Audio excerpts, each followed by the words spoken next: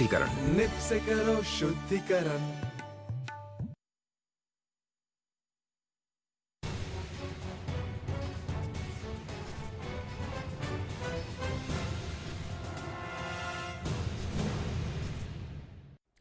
नमस्कार, आप दो टूक देख रहे हैं। मैं हूं अशोक श्रीवास्तव। देश के कई हिस्सों में कृषि सुधारों से जुड़े जो 3 कानून संसद ने बनाए, उनको लेकर देश के कुछ हिस्सों में आंदोलन हो रहे हैं। हालांकि सरकार इन आंदोलनकारियों से बातचीत कर रही है। 5 दौर की वार्ता हो चुकी है और 6ठे दौर की वार्ता भी सरकार की इनके साथ होनी है। लेकिन उससे पहले जो आंदोलनकारी थे, उन्होंने भारत बंद का ऐलान भी किया। सरकार लगातार कह रही है कि ये जो कानून बने हैं, ये तीनों कानून जरूरी थे और किसानों के हक में हैं, किसानों के हित में हैं। लेकिन देश भर में इन कानूनों पर बहस खूब हो रही है। दो टूक में भी आप जानते हैं, हमने इन मुद्दों पर कई बार बहस की है, विपक्ष के साथ, सत्ता पक्ष के साथ। विपक्ष ने अपनी बात रखी, सत्ता पक्ष ने अपनी बात रखी। लेकिन हमें लगातार व्यूअर्स के, हमारे दर्शकों के फीडबैक मिल रहे थे कि इस बहस के बीच में दरअसल सच क्या है, कानून का सच क्या है, वो लोग नहीं समझ पा रहे। हालांकि कानून बहुत छोटा सा है, मेरे हाथ में भी कानून है, वो जो कानून पारित हुए हैं उनकी प्रति है मेरे पास। कानून बहुत छोटा सा है, लेकिन दुर्भाग्य की बात है कि ज्यादातर लोगों ने कानून पढ़ा नहीं है। कानून पर लोग बहस कर रहे हैं, शंकाएं, आशंकाएं उठाई जा रही हैं, लेकिन कानून का सच क्या है वो कोई नहीं जानता। किसानों के सवाल उठ रहे हैं, लेकिन कानून का सच, उससे लोग बिल्कुल अनभिज्ञ हैं, कह सकते हैं। तो दो टूक में आज हम पक्ष विपक्ष के बीच बहस नहीं करेंगे, बल्कि जैसा दर्शक लगातार मांग कर रहे थे, हम आपको जो किसान कानून है उसका सच समझाने की कोशिश करेंगे। और साथ साथ किसानों के जो सवाल हैं, उन किसानों के सवालों के संदर्भ में हम आपको किसान कानूनों का सच बताएंगे। और आज मेरे साथ दो टूक में सिर्फ एक मेहमान है, बहुत खास मेहमान है। आइए पहले अपने मेहमान से परिचय करवा दूं। मेरे साथ विजय सरदाना जी हैं। विजय सरदाना जी कृषि मामलों के जानकार हैं। नमस्कार विजय जी। और जब मैं कह रहा हूं कि कृषि मामलों के जानकार हैं, तो सिर्फ इतना मत समझिए, मैं थोड़ा सा बहुत संक्षेप में परिचय दे दूं। दरअसल विजय सरदाना जी आज हमारे बीच इसलिए क्योंकि विजय सरदाना जी ने किसानों के बीच में रहकर काम किया है, किसानों की तरह काम किया है। वो राजस्थान में रहे, राजस्थान में उन्होंने किसानों के बीच रहकर काम किया। इसके अलावा उन्होंने फूड और डेयरी टेक्नोलॉजी जो है उससे भी जुड़े रहे। उन्होंने फूड कंपनी भी अपनी जो चलाई। फूड प्रोसेसिंग जो क्षेत्र है उस पर भी इन्होंने काम किया। और उसके बाद जो भारत का सबसे प्रतिष्ठित एमबीए का जो संस्थान है, आईआईएम अहमदाबाद, वहां से इन्होंने एमबीए की डिग्री ली, लॉ की डिग्री ली। तो कानून भी जानते हैं, मैनेजमेंट भी जानते हैं, व्यापार भी जानते हैं, खेती भी जानते हैं, और इसीलिए इनसे बेहतर हमारे साथ आज मेहमान कोई हो नहीं सकता था। तो बहुत बहुत शुक्रिया। इससे पहले कि मैं कानून पे बात करूं, मैं कानून को लेकर हम बताएंगे, विजय जी आपको समझाएंगे इस कानून को लेकर। लेकिन उससे पहले विजय जी, मेरा सबसे बड़ा सवाल देश के सामने यह है कि देश का किसान गरीब क्यों है, किसानों की हालात खराब क्यों हैं, और किसानों को जो दाम है वो सही क्यों नहीं मिलते। क्योंकि इसी के कारण देश में कहा जाता है हर साल लगभग 12,000 किसान आत्महत्या करते हैं। तो विजय जी, ये क्यों स्थिति ऐसी? देखिए, बहुत महत्वपूर्ण सवाल है। देखिए, आप और हम जब चीज खरीदते हैं तो उसके दाम कई गुना ज्यादा देते हैं जो किसान को मिलता है जी। और इकोनॉमिक दृष्टि से हमने एक चीज हमेशा नोट करी है कि जहां पैदावार होती है, अगर किसान वहीं पे सामान बेचेगा तो उसको कभी सही रेट नहीं मिलेगा। जैसे आज सब्जी का किसान है या कोई फल का किसान है, वो अपने खेत के आसपास या उसी गांव में बेचता है जहां सब वही सब्जियां उगाते हैं, तो उसको मिलेगा बिल्कुल न्यूनतम मूल्य। ठीक है। लेकिन जैसे जैसे वो शहर में आता है तो कई गुना दाम बढ़ जाते हैं। 2 रुपए की अगर आलू गोभी वहां मिलती है तो वो आपको शहर में आते हुए 20, 40, 50 रुपए तक पहुंच जाती है। ठीक है। तो ये कानून इसलिए है कि अभी क्या हो रहा है सिस्टम में कि किसान वहीं उगा रहा है और वहीं बेच रहा है। ठीक है। जब तक वो बाजार में बाहर नहीं निकलेगा, जब तक वो कंज्यूमर सेंटर तक नहीं पहुंचेगा जहां कंज्यूमर उसके उत्पाद का पूरा मूल्य दे रहा है, तब तक किसान का फायदा नहीं होगा। और सबसे अच्छी और चिंता की बात क्या थी, जो लोग इस बात को समझते थे, जिसको हम आड़तिया बोलते हैं, बिजनेसमैन बोलते हैं, कमीशन एजेंट बोलते हैं, वो ये जानते हैं, इसीलिए वो सस्ते में किसान से खरीदते थे और शहर में आके महंगे पे बेचते थे जहां कंज्यूमर कई गुना दाम देके खरीदता था। ठीक है। ये कानून किसान को ये आजादी और स्वतंत्रता दे रहे हैं कि आप खुद बाजार से जुड़ें। इतिहास के अगर झरोके से देखें तो बहुत सारी चीजें हमारे सामने आ रही हैं कि कृषि सुधारों की बात हर पॉलिटिकल पार्टी करती रही, अपने मैनिफेस्टो में डालती रही। कभी शरद पवार जी चिट्ठी लिखते हैं, कभी राहुल गांधी जी कहते हैं, कभी कांग्रेस की यूपीए सरकार कहती है कृषि सुधारों की जरूरत है। तो क्या इसीलिए इसी परिप्रेक्ष्य में हमको देखना चाहिए कि दरअसल ये 3 कानून उन्हीं कृषि सुधारों की एक बड़ी शुरुआत है? बिल्कुल। देखिए, जब तक आप किसानों को बाजार से नहीं जोड़ेंगे तब तक किसान का भला नहीं होगा। और किसान को आज तक बाजार से हमने जानबूझ के पिछले 70 सालों में दूर रखा। ठीक। फायदा किसका हुआ? जो बीच के लोग थे। आज जो प्रदर्शन आप देख रहे हैं, जो नाराजगी आप सड़कों पे देख रहे हैं, ये वही लोग कर रहे हैं जिनको लगता है कि अगर किसान बाजार से जुड़ गया तो हमारा कमाई कैसे होगा, हमारा क्या होगा। और यही कारण था कि आज तक वो राजनीतिक इच्छा शक्ति शायद नहीं हुई कि इन लोगों को हेड ऑन लिया जाए और एक सुधार किया जाए जिससे किसान का भला हो, क्योंकि ये अपने आप में एक बहुत बड़ा फोर्स है। और इसको चैलेंज आज तक किसी पॉलिटिकल सिस्टम ने नहीं किया।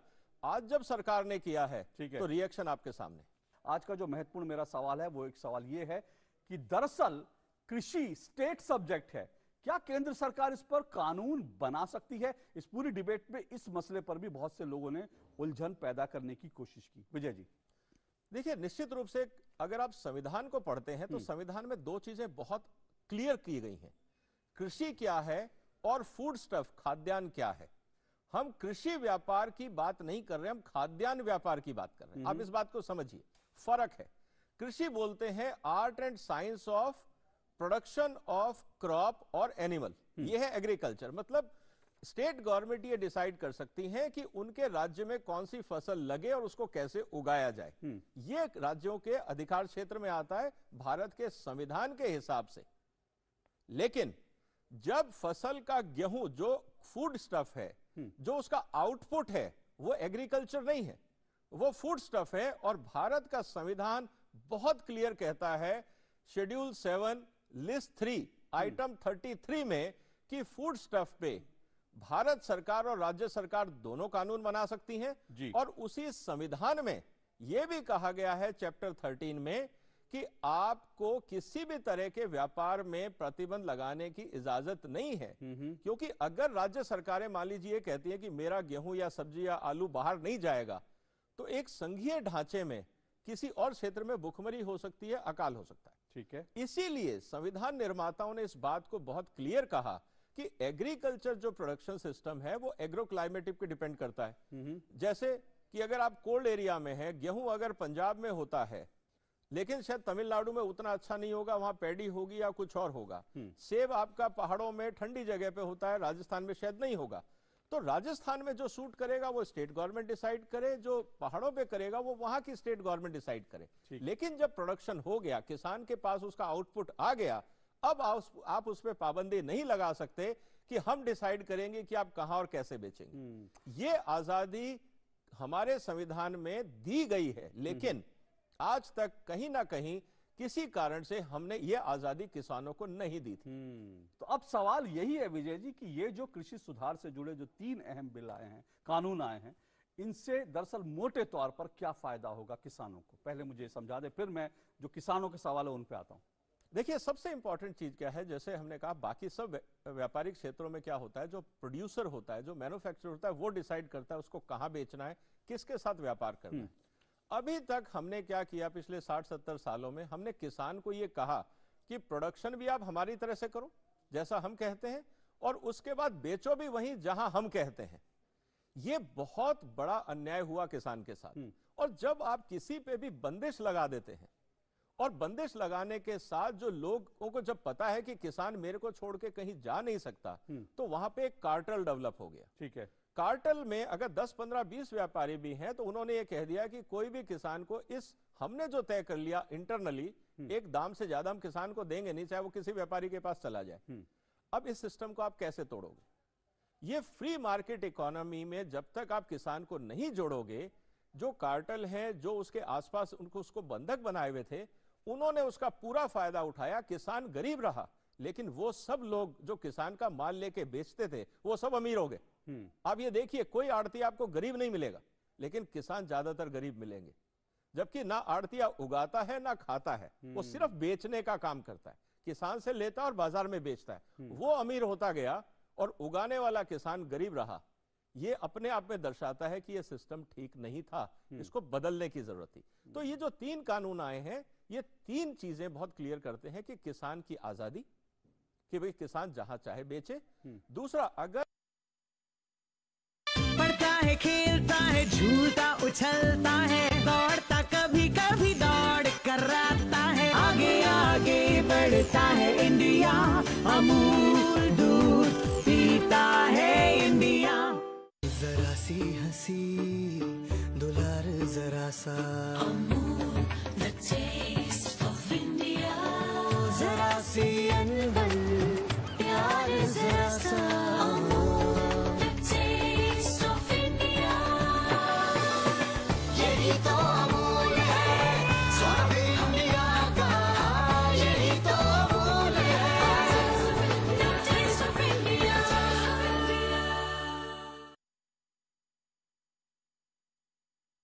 किसान चाहे किसी के साथ कोई स्पेशल एग्रीमेंट करना चाहता है, अगर उसकी इच्छा है, उसकी आजादी।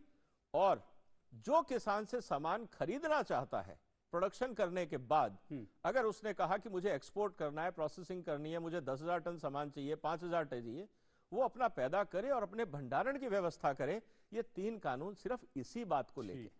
ठीक, तो किसानों को फायदे तो इसके है, ये तो बात साफ है, लेकिन फिर सवाल यह है कि किसानों के मन में इतने सारे सवाल क्यों उठ रहे हैं।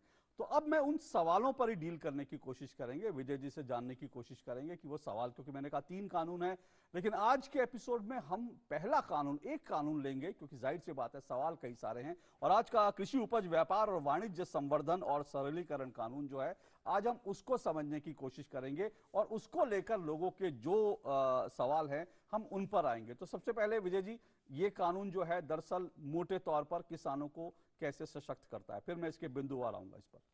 देखिए, आपके सामने आज हम क्या कर रहे हैं कि पूरा कानून आपके सामने रख रहे हैं, क्योंकि बहुत सारे लोगों ने कानून को तोड़ मरोड़ के जनता के सामने दिया जी। बहुत सारी भ्रांतियां फैलाई कि इससे आपका नुकसान होगा, कानून में ये लिखा हुआ है, वो लिखा हुआ है। ऐसा कुछ नहीं है। तो इसके उद्देश्य क्या है, हम देख लें एक बार। बिल्कुल। तो आज हम कानून आपके सामने रखेंगे। सिर्फ एक मैं निवेदन करना चाहूंगा हमारे दर्शकों से कि मैं आपको हिंदी में समझाऊंगा, लेकिन हमारे बहुत से दर्शक हैं जो शायद इंग्लिश जानते हैं, वो इंग्लिश में पढ़ सकते हैं। ठीक है, तो इसीलिए दोनों भाषाओं का हम इस्तेमाल कर रहे हैं। ठीक है, तो इसके उद्देश्य समझ लेते हैं, इस पूरे पहले कानून के उद्देश्य क्या है विजय जी। देखिए, जैसा हमने कहा कि अभी तक एक मंडी व्यवस्था थी, किसान को और व्यापारी को, जो खरीदार था, जैसे मैं कंज्यूमर हूं, आप कंज्यूमर हैं, कोई प्रोसेसर है, कोई एक्सपोर्टर है, वो किसान से सीधा नहीं जुड़ सकता था। हमें बिचौलियों के माध्यम से ही काम करना पड़ता था। और इसीलिए जो बिचौलिया था उसके पास एक मोनोपोली थी, वो डिसाइड करता था कि किसान को कितना मिलेगा और मेरे को कितने पे बेचना है। अब क्या हुआ, इस कानून ने क्या कहा कि इस कानून ने ये कहा कि किसानों को हम एक फ्रीडम ऑफ चॉइस देते हैं। देखिए, आप इस कानून की भाषा देखिए, freedom of choice relating to sale and purchase of farmers produce which facilitates remunerative price through competitive alternate trading channel। मतलब मंडी रहेगी, अल्टरनेट चैनल की बात हो रही है, रिप्लेसमेंट की बात नहीं है। तो कानून ये कहता है कि खरीदार और बेचने वाला अपनी चॉइस के हिसाब से, फ्रीडम के हिसाब से, जिससे चाहे जैसे चाहे डील करें, चाहे वो फिजिकल मार्केट है, चाहे वो इलेक्ट्रॉनिक मार्केट है, चाहे वो किसी और रास्ते से। कुल मिला के किसान को सही दाम मिलना चाहिए। ये पूरा का पूरा प्रावधान इस कानून में है। क्या एपीएमसी खत्म हो जाएगा इससे? आशंका ये लोग कह रहे हैं जी एपीएमसी खत्म हो जाएगा, फिर क्या करेंगे किसान? देखिए, बहुत बड़ा एक मिथ क्रिएट किया गया है कि एपीएमसी खत्म हो जाएगा। पहली बात तो डेफिनेशन ही कहता है कि हम एक अल्टरनेट ट्रेडिंग चैनल बना रहे हैं, मतलब कुछ खत्म नहीं होगा जी, सिर्फ एक नया अल्टरनेट दे रहे हैं। उसके अलावा बहुत क्लियर कहा गया है कानून के अंदर, अगर आप देखें कि जो ट्रेडिंग एरिया है, किसान कहां डील कर सकता है। मैं आपके सामने पढ़ रहा हूं, अपने खेत के गेट पे, फैक्ट्री में, वेयरहाउस में, साइलो में, कोल्ड स्टोर में, और कहीं पे भी स्ट्रक्चरल प्लेस, अपने घर में, रेस्टोरेंट में, जहां उसको सुविधा लगे वहां। लेकिन सबसे अच्छी बात इस कानून में कही गई है कि इस ट्रेडिंग एरिया में जहां पे ये कहा गया है, it does not include premises and enclosure structure which is created under APMC act by the state. अगर स्टेट ने कोई एपीएमसी मंडी बनाई है, उसके ऊपर यह कानून लागू नहीं होगा। इसका मतलब कि एपीएमसीज रहेंगी। और दूसरी बात, भारत के संविधान के हिसाब से एपीएमसी का अधिकार क्षेत्र सिर्फ राज्य सरकारें हैं। अगर आप जानना चाहते हैं तो कानून के अंदर, कॉन्स्टिट्यूशन में जो हमारा शेड्यूल 7 है, उसकी सेकंड लिस्ट में आइटम नंबर 28, उसमें बहुत क्लियर लिखा है कि मार्केट का क्रिएशन और मार्केट का संचालन राज्य सरकारों का है। अगर राज्य सरकार चाहे तो एपीएमसी चला सकती हैं, राज्य सरकारें चाहे तो बढ़ा सकती हैं। जो सुविधाएं देनी है राज्य सरकारों के हाथ में है, उसमें केंद्र सरकार किसी भी रूप में एपीएमसी में दखल नहीं कर सकती। यह संविधान में बहुत क्लियर कहा गया है। तो जो लोग ये कह रहे हैं कि एपीएमसी एक्ट खत्म हो जाएगा, मंडियां खत्म हो जाएंगी, ये सब भ्रांतियां फैलाई जा रही हैं। या तो लोगों ने ढंग से कानून पढ़ा नहीं, या जानबूझ के गुमराह किया जा रहा है। विजय जी, आपने जो एक बात कही आजादी की, मैं अगले बिंदु पर आता हूं कि आपने कहा कि आजादी मिलेगी इससे, किस तरह की आजादी किसानों को मिलेगी?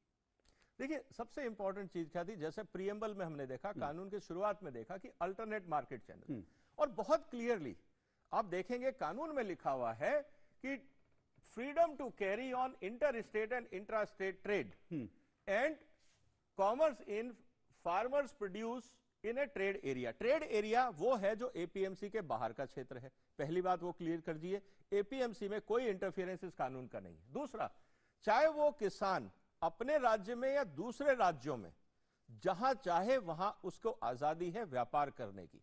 अगर आज सेब का किसान या गेहूं का किसान किसी बेकरी इंडस्ट्री को, किसी और एक्सपोर्टर को बंगाल में, कलकत्ता, अपने बॉम्बे में, साउथ में, जहां चाहे वहां डील कर सकता है डायरेक्टली। उसको किसी से परमिशन की जरूरत नहीं है, उसको कोई लाइसेंस की जरूरत नहीं है। ये आजादी पहले नहीं थी। पहले किसान को अपने राज्य के लाइसेंसधारी व्यापारी के पास ही बेचना पड़ता था। बाद में वो व्यापारी क्या करता था, आपका माल उसी एक्सपोर्टर को बेचता था और मुनाफा कमाता था। आपको व्यापारी की जरूरत नहीं है, अब आप डायरेक्ट बेच सकते हैं। आप समझिए इस बात को। जो विरोध प्रदर्शन हो रहा है वो इस आजादी के खिलाफ है। वो नहीं चाहते कि किसान डायरेक्ट व्यापारी या एक्सपोर्टर से बात करे। वो चाहते हैं कि लाइसेंस होल्डर जो आड़ती हैं उनके माध्यम से ही किसान काम करे, क्योंकि अगर किसान डायरेक्ट डील करेगा तो इनका कमीशन कैसे बनेगा। समस्या झगड़ा कमीशन को लेके है, क्योंकि किसान को अगर पूरा पैसा मिल गया तो किसान किस बात का कमीशन देगा। बिल्कुल, ये हकीकत हमें समझनी पड़ेगी। अल्टीमेटली जो व्यापारी किसान से माल खरीदता था वो किसको बेचता था? वो किसी कंपनी को बेचता था, एक्सपोर्टर को बेचता था, या आपको और मेरे को बेचता था। अगर आप किसान वही चीज डायरेक्ट मेरे को दे देता है तो इसमें ऐतराज क्या है? लेकिन एक बात विजय जी, एक जो अगला सवाल जो उठता है वो ये है कि जब लोग लगातार बात कर रहे हैं कि जब आप एपीएमसी के बाहर किसान जाएगा तो सवाल है उसकी पेमेंट कैसी होगी। वो पेमेंट में फंस जाएगा, चक्कर लगाएगा। यहाँ तो सरकार दे देती है, वहां पर कहाँ का चक्कर लगाएगा, उसको पेमेंट नहीं होगी तो बेचारा किसान क्या करेगा। देखिए, जब ये कानून बनाया गया सबको पता है इस देश में काम कैसे होता है। ऐसा नहीं है कि सरकारों को, राज्य सरकारों को या अधिकारियों को या हमारे जो एमपीज हैं जिन्होंने पार्लियामेंट में बैठ के चर्चाएं करी, उनको पता नहीं देश कैसे चलता है। सबको पता है। इसीलिए ये बहुत क्लियरली कहा गया है कि जो भी किसान से माल लेगा, ट्रांजैक्शन करेगा, सेम डे पेमेंट देगा। अगर किसी कारण से वो नहीं दे पाता है तो 3 दिन के अंदर अंदर उसको पेमेंट करनी पड़ेगी और साथ में तुरंत रसीद देनी पड़ेगी कि मुझे कितना पैसा किसान को देना है। रसीद देने के बाद 3 दिन के अंदर अंदर उसको पेमेंट करनी पड़ेगी। अगर कोई ये फॉलो नहीं करता है, समझिए ये देश का कानून है, वो कानून तोड़ रहा है, उसके खिलाफ कार्रवाई हो सकती है। तो अगर कोई ये कहता है कि व्यापारी पेमेंट लेके भाग जाएगा, देश से तो नहीं भाग रहा, कानून तो उसके खिलाफ है। अगर उसने गैर कानूनी काम किया है, किसान को 3 दिन में पेमेंट नहीं दी है, तो ये देश में गैर कानूनी काम हो गया है आज। और इस गैर कानूनी काम के खिलाफ पुलिस कंप्लेंट भी हो सकती है, कार्रवाई भी हो सकती है। जो मंडी में है उसमें सेस लगता है, टैक्स लगता है। आप एक ऐसी पैरेलल व्यवस्था खड़ी कर रहे हैं जब आप ये कह रहे हैं वन नेशन वन मंडी, तो फिर सवाल है वो मंडी तो अलग होगी, उसमें तो टैक्स नहीं है, बाकी सब चीज। तो उसको कैसे आप बताएंगे कि वो एक अच्छी चीज है? कानून में ये लिखा हुआ है कि नो मार्केट फी और सेस और levy by whatever name it is called. आप आज कहते हैं mandi tax, development charges, education cess, किसी और नाम से आप नया नाम क्रिएट कर सकते हैं ताकि किसान की जो प्रोडक्शन है उसके ऊपर हम किसी तरह से वसूली शुरू कर दें। कानून बहुत साफ कहता है किसी भी रूप में, किसी भी तरह से आप जो किसान का माल है उसके ऊपर आप खर्चा नहीं जोड़ेंगे। कारण बहुत सिंपल है इस कानून का कि जो रेट तय हुआ है पूरा का पूरा किसान को मिलना चाहिए। राज्य सरकारें या व्यापारी या बाकी लोग उसमें अपना हिस्सेदारी ना मांगे, पूरा पैसा किसान।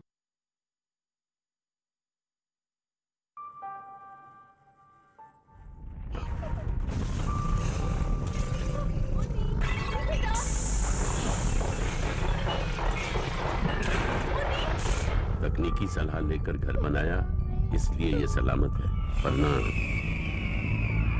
आज ही अपना भूकंप जोन जानिए और किसी स्ट्रक्चरल इंजीनियर से सलाह लीजिए। भूकंप में घर सुरक्षित तो आप सुरक्षित। आपके हित में तत्पर एनडीएमए।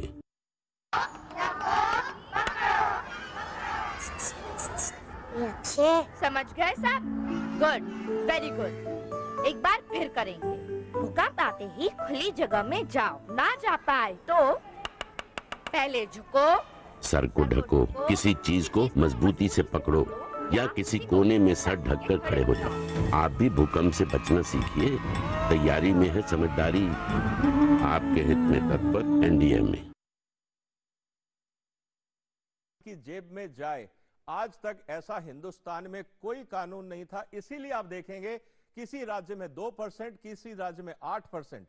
ये 8% किसान का जो पैसा था, चाहे वो व्यापारी देता था, खरीदार देता था, लेकिन आपको भी पता है कि कोई जेब से नहीं देता।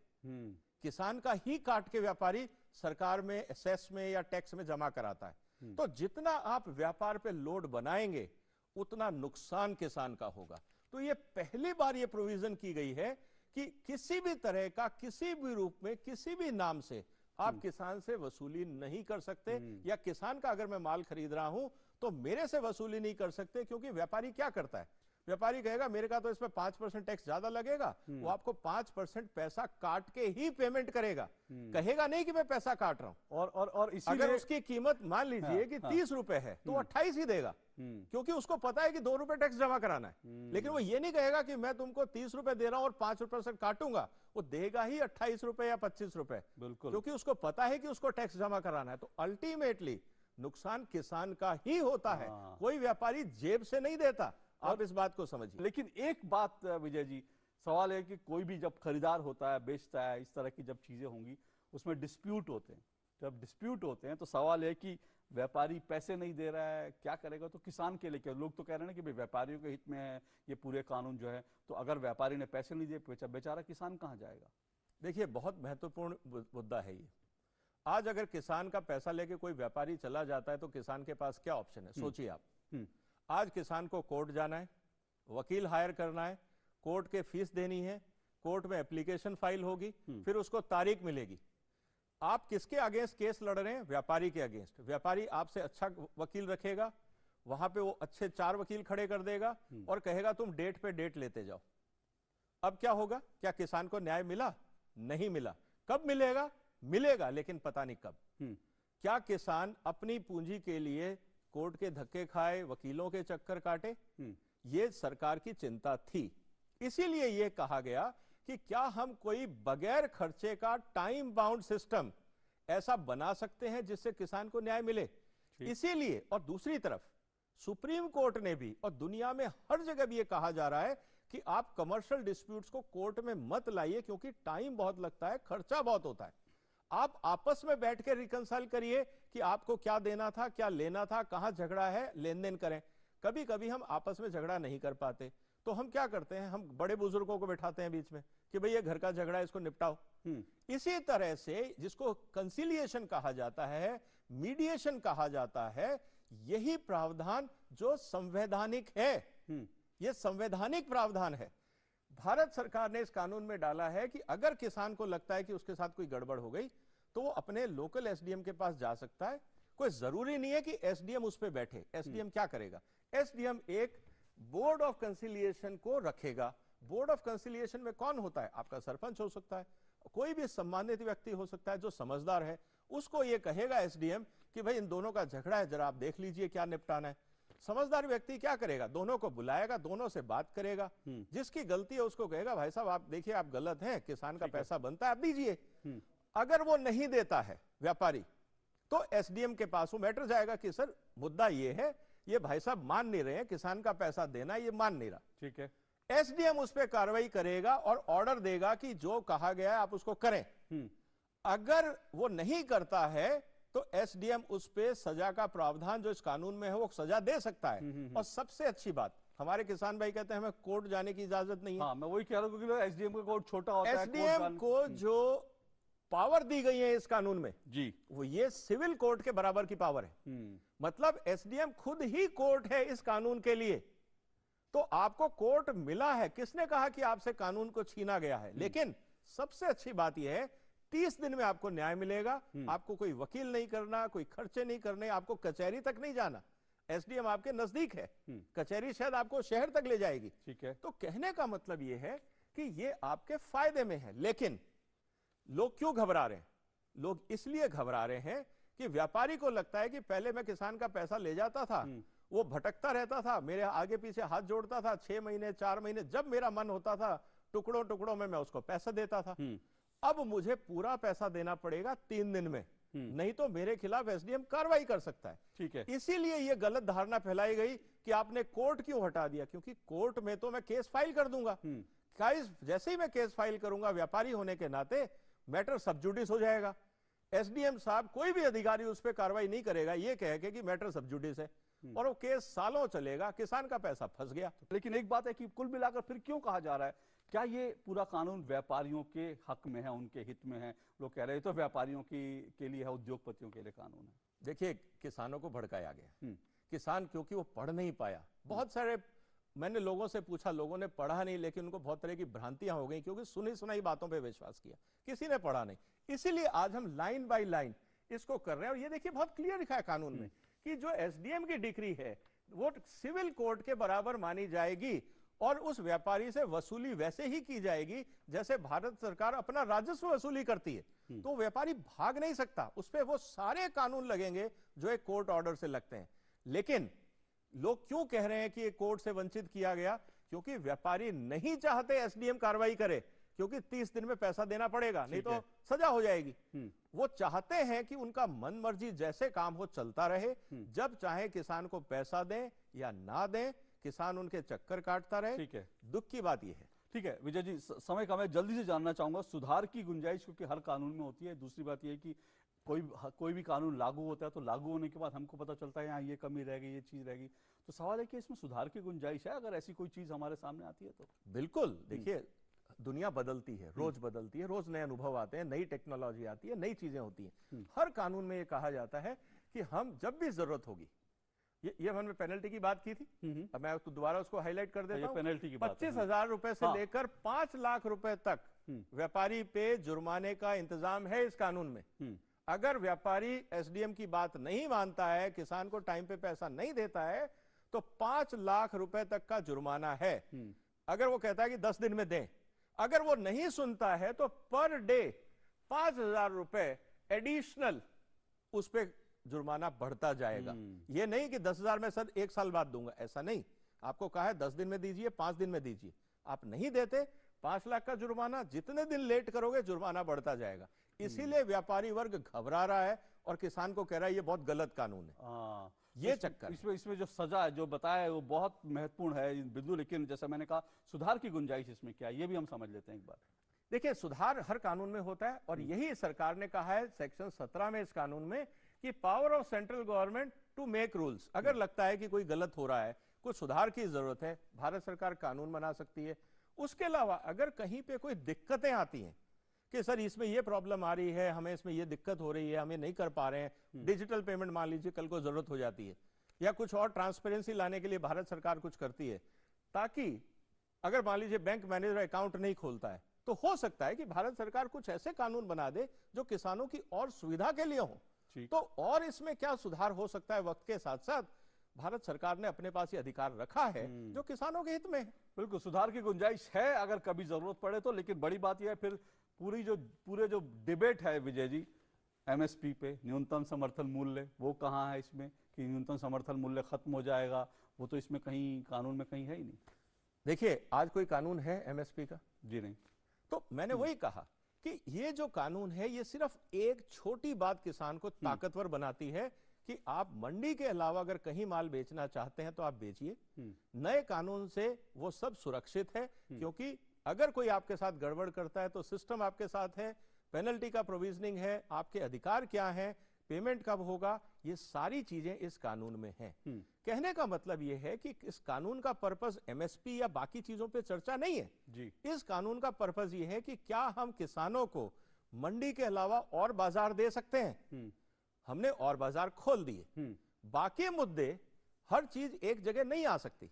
विजय जी, यही एक आखिरी सवाल इस पहले कानून से जुड़ा हुआ कि कहते हैं कि जब विकल्प मिल जाएगा, ये लोग ये कहते हैं और कहते हैं कि एमएसपी का तो कहीं जिक्र नहीं है, इससे पहले भी नहीं था, अब भी नहीं है, इसमें भी नहीं है, तो फिर लोग कहते हैं कि कॉरपोरेट जगत आ जाएगा और वो जो है कब्जा कर लेगा और फिर जो है सारा खेल शुरू होगा। ये एक बड़ी जो है बात किसानों तक कह के भ्रांति फैलाने की कोशिश की जा रही है, उसको लेकर कानून में क्या स्पष्टता है? बिल्कुल, और बहुत महत्वपूर्ण बात कही। देखिए कानून क्या बोलता है, इस देश का कोई भी नागरिक, चाहे वो नेचुरल पर्सन है या लीगल पर्सन है, लीगल पर्सन हम कंपनियों को बोलते हैं, ऑर्गेनाइजेशंस को बोलते हैं, तो आप ये देखिए individual, partnership firm, company, limited partnership firm, cooperative society, societies, association, even अगर मैं हाउसिंग कॉलोनी में रहता हूं और मेरे मोहल्ले में 200 घर हैं, हम अगर चाहें तो डायरेक्ट किसान से डील कर सकते हैं इस कानून के थ्रू कि आप हमें रोज 200 किलो सब्जी दीजिए और हम 365 दिन का कॉन्ट्रैक्ट आपसे करते हैं। बहुत बढ़िया। यानी ये कानून कॉर्पोरेट का नहीं है जो कहा जा रहा है कि कॉर्पोरेट के लिए कानून है, उद्योगपतियों के लिए कानून है। मैं वही कह रहा हूं कि अनफॉर्चुनेटली क्या होता है कि हमारे किसान भाई पढ़ नहीं पाए कानून को, और क्योंकि वो पढ़ नहीं पाए इसलिए लोगों ने उनको मिसलीड किया। हकीकत ये है कि हम इस पूरे प्रोसेस के अंदर किसानों के हक की बात कर रहे हैं। आज हमने एक कानून की बात की, लेकिन हम कोशिश करेंगे कि आपको कल जो है बाकी दो कानून, क्योंकि मैं आपसे लगातार बता रहा हूं कि हमारे पास दर्शकों के ढेर सारे फोन आ रहे हैं और बहुत सारे लोग कह रहे हैं कि कंफ्यूजन बहुत है, भ्रम की स्थिति बहुत है, पक्ष विपक्ष में डिबेट हो रही है, लेकिन कानून दरअसल क्या कहता है इसकी जानकारी लोगों को नहीं है। और इसीलिए आज हमने कहा था कि दो टूक में हम सिर्फ और सिर्फ आपको कानून जो है वो क्या कहता है, क्योंकि कागज और कानून कभी झूठ नहीं बोलता। जो कागज पे लिखा है, जो कानून है, वो तो कानून है, वो बन चुका है, वो झूठ नहीं बोलता। इसलिए हमने आपको वो दिखाने की कोशिश की, उसके माध्यम से हमने आपको समझाने की कोशिश की। फिलहाल आज के लिए इतना ही। विजय जी, बहुत बहुत शुक्रिया आपका। आपने बहुत साधारण शब्दों में और कागज दिखाकर आपने बताया कि दरअसल कानून क्या है किसानों का। तो आज के लिए किसानों के सवाल और साथ साथ कृषि कानूनों का जो सच है, उसमें आज के लिए फिलहाल इतना ही। आपसे फिर मुलाकात होगी दो टूक में। इजाजत दीजिए, नमस्कार। Digital bank